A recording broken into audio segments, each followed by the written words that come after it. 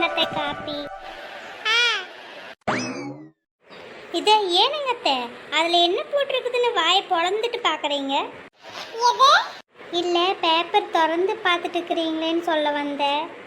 அதுக்குள்ளே டங்கு சில்பாயி பெல்ட்டி போட்டுருச்சு.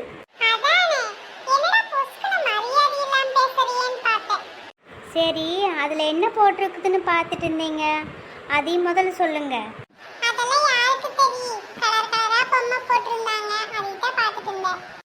அதானே பார்த்தேன். என்னடா எங்கள் அத்தைக்கு தமிழ்லேயே டண்டனக்கா போடுமே, இதில் இங்கிலீஷ் டிண்டனக்கா போடுதேன்னு பார்த்தேன். எங்கெங்க அத்தை வாய் நீளுது? என் வாய் இங்கே தான் இருக்கு பாருங்க அத்தை. உங்கள் கண்ணு தான் கொஞ்சம் டிம் ஆயிடுச்சுன்னு நினைக்கிறேன்.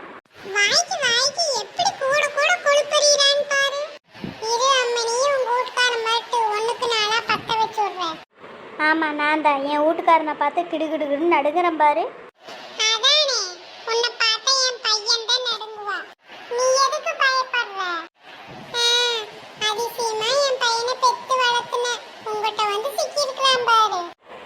ஆமாம், உங்கள் பையனை மீன் தூண்டி போட்டு நான் சிக்க வச்சிருக்கேன். இதில் வேற அதிசயமாக பெற்று வளர்த்துனாங்களாமா. அப்படி என்ன அதிசயமாக வளர்த்துனீங்க? 4 காது 3 மூக்கு வச்சா வளர்த்துனீங்க? நீ என்ன பேசுவியே பேசு. உங்க வீட்டுக்காரன் வந்தோன்னே நீ என்னென்ன பேசுனியோ ஒன்னுடாம அத்தனையும் நான் சொல்லி போடுறேன்.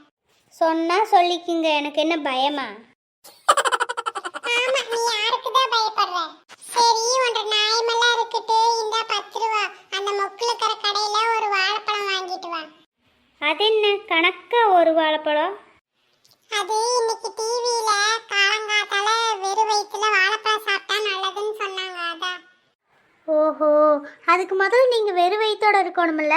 இப்பதானே ஒரு டம்ளர் வாங்கி முடக்குன்னு ஏத்துனீங்க.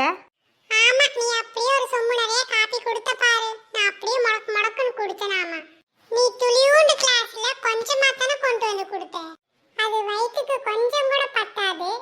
அப்படியே ஒரு கிளாஸ் நம்ம கொண்டு வந்து கொடுத்துட்டியாமா. அப்படியே நான் வயிறு நம்ப குடிச்சு போட்டேனாமா. இப்போ எதுக்கு என்ன ஜாட போட்டு பேசுறீங்க?